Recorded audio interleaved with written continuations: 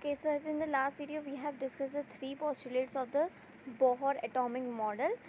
In today's video we are going to discuss about the fourth postulate of the Niels Bohr atomic model. In the last postulate, means in the third postulate, he said that electron revolve only in those orbits whose angular momentum, means MVR, will be equal to the integral multiple of h by 2 pi. Means either the electron will be revolving in the orbit in which the angular momentum will be equal to the 2h by 2 pi or 3h by 2 pi, 4h by 2 pi, 5h by 2 pi. It must be the integral multiple, not the fractional multiple, right? In the fourth postulate, he said that the electrostatic force between the nucleus and the electron provides the centripetal force. Now we know that there is a binding force between the nucleus of an atom and the electron which is revolving around the nucleus, right? There is an electrostatic force between them. Now that electrostatic force is providing the centripetal force. Centripetal force is a force which is used to revolve the body in the circular path, right? So as you can see the picture here, I have taken the picture of the solar system, right? I can guys explain you or make you guys understand by the help of this picture very well. Okay.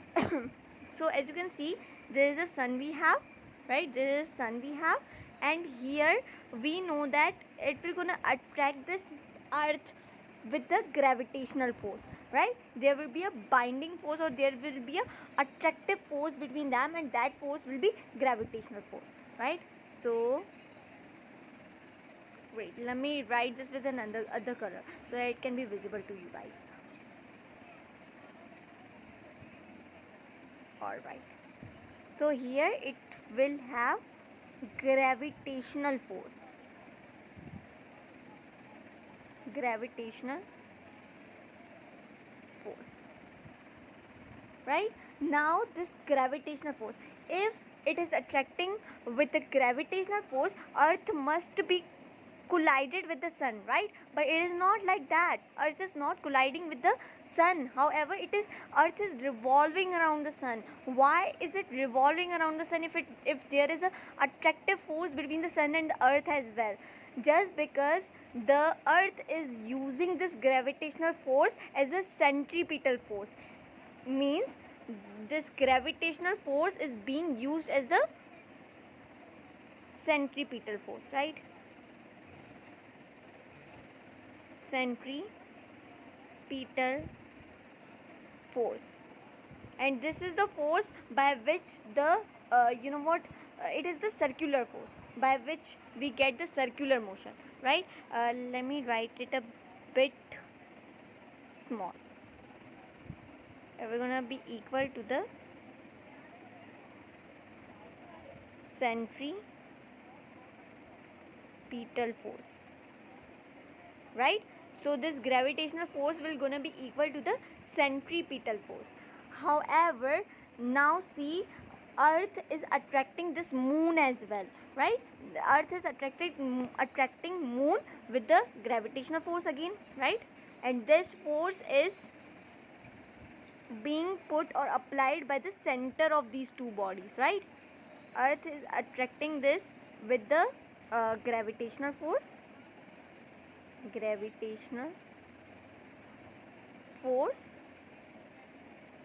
but this moon is not collided with the earth. If this earth is attracting this moon with the gravitational force, this moon must have collided with the earth, but it's not like that. Moon is using this gravitational force as centripetal force, right? Using a centripetal force, hence it is revolving around the earth, right? As you can see here, and this earth is revolving around the sun as well, because this earth is using this gravitational force as centripetal force. Thus it is revolving. Right? It is revolving. So now let's compare this model, this solar system model, with our atomic model, right? What did Niels Bohr said? Like, what does mean by this electrostatic force between the nucleus and the electron will gonna provide us the centripetal force? For example, if I have a nucleus here, right? If I have a nucleus here, and we know that nucleus has a positive charge. Here I have my nucleus, and that is positive charge, of course, right? Here I have my nucleus, and nucleus is a positive charge. Now we know that electron is revolving around the positive charge, right, or the nucleus. For example, here I have my electron, here I have my electron, right? Now this is revolving around the nucleus. This is revolving around the nucleus. This is revolving around the nucleus, right? This is revolving around the nucleus. Now see, we know that there is a binding force between the electron and the proton. There is an attractive force, right? And that force is known as electrostatic force. That force is known as electrostatic force. Electrostatic force. If this nucleus is providing the attracting the electron with the electrostatic force, or it is electron is attracted towards the nucleus with the electrostatic force, means there must be a collision of electron with the nucleus. This electron must have collided with the positive charge, right? But it is not like that. This electrostatic force is used by the electron as a centripetal force here. Centripetal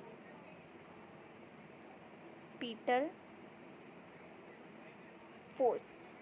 And if there is a centripetal force, this electron is revolving around the nucleus and it is not colliding with the nucleus, right? So there is a force between the electron and the nucleus of an atom, and that force is electrostatic force, and that electrostatic force is used by an electron as a centripetal force to revolve around the nucleus, right? So this was the fourth postulate.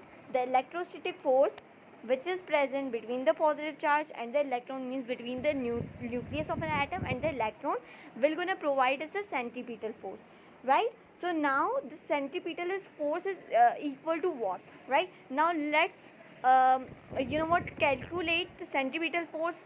Like the gravitational force, we know that will be converted into centripetal force. Thus earth and the moon revolves around the earth, and earth revolves around the sun, right? How we know that gravitational force is providing us the centripetal force, right? It is providing us the centripetal force. So means here the gravitational force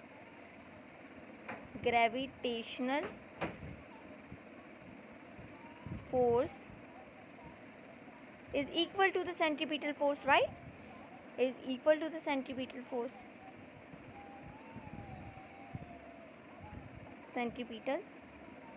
force. We know that the gravitational force formula is what? It is F, and we are just going to represent this with G, right? Small g. Gravitational force is equal to capital G m1 m2 over r square, right? And we know that the centripetal force. Now let's see what is the formula of centripetal force, right? Now this moon, okay, let's take the example of this moon, right? Now this moon has a mass, right? This moon has a mass. Wait, let me write with this. This moon has a mass, plus it is having velocity as well. That's why it is moving, right? Velocity. And it has the radius too from the center, right? Radius. So centripetal force is equal to mv square by r. Centripetal force, which is represented by F and C is equal to the mv square by r.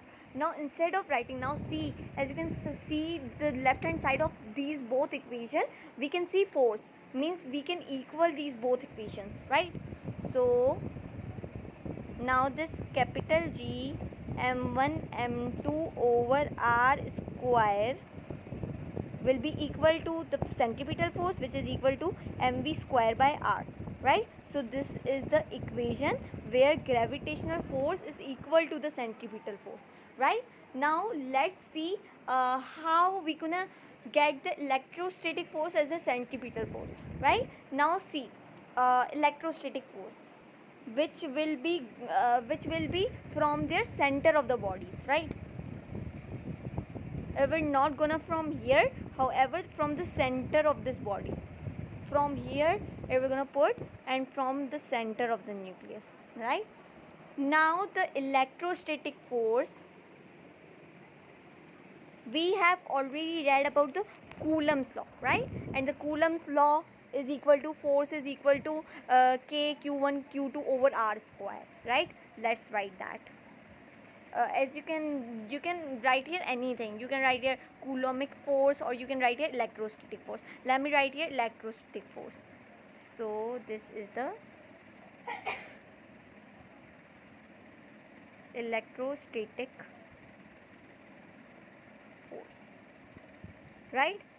Which is equal to, remove this k or write this k, q1 q2 over r square, q1 q2 over r square.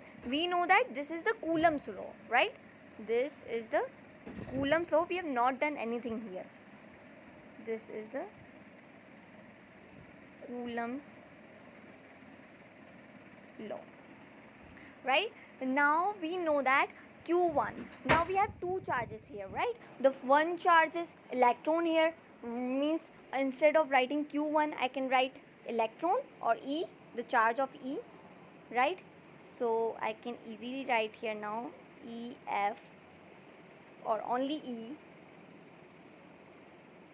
is equal to K. Instead of writing q1 I can write electron. Now see this second charge, right? Instead of this I can write Ze, because we know that how many protons will be there in the nucleus, equal to the atomic number, right? And there will be the charge of electron as well, so it will be equal to Z, right? So I can write here, instead of writing q2 I can write Z, right, upon r square C. Now we know that the value of K is what? The value of Coulomb's constant is what? We know that, right?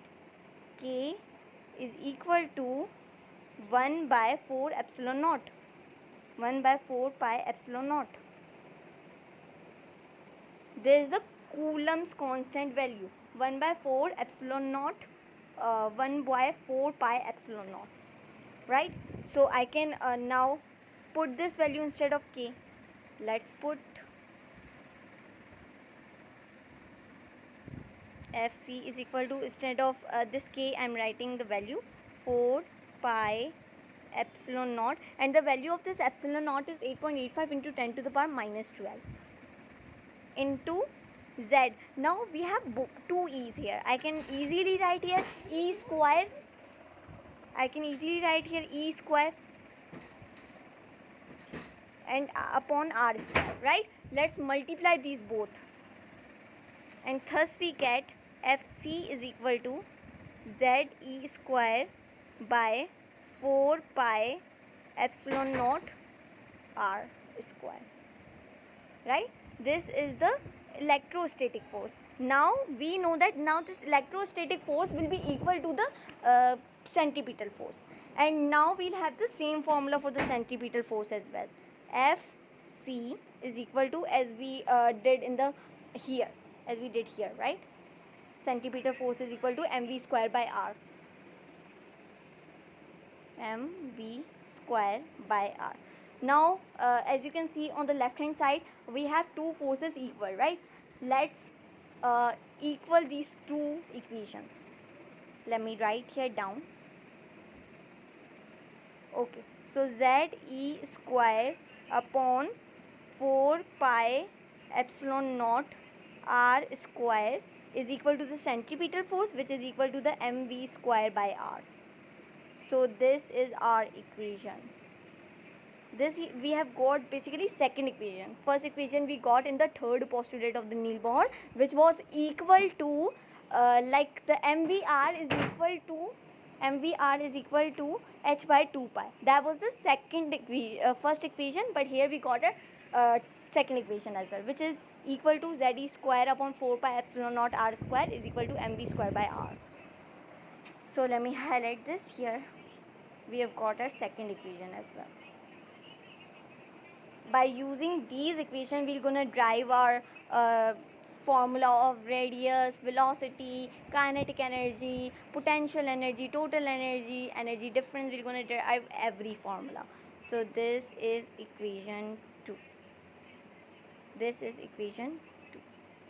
In the next video, we're gonna discuss about the fourth postulates, not fourth, however, the fifth postulate of the Niels Bohr atomic theory.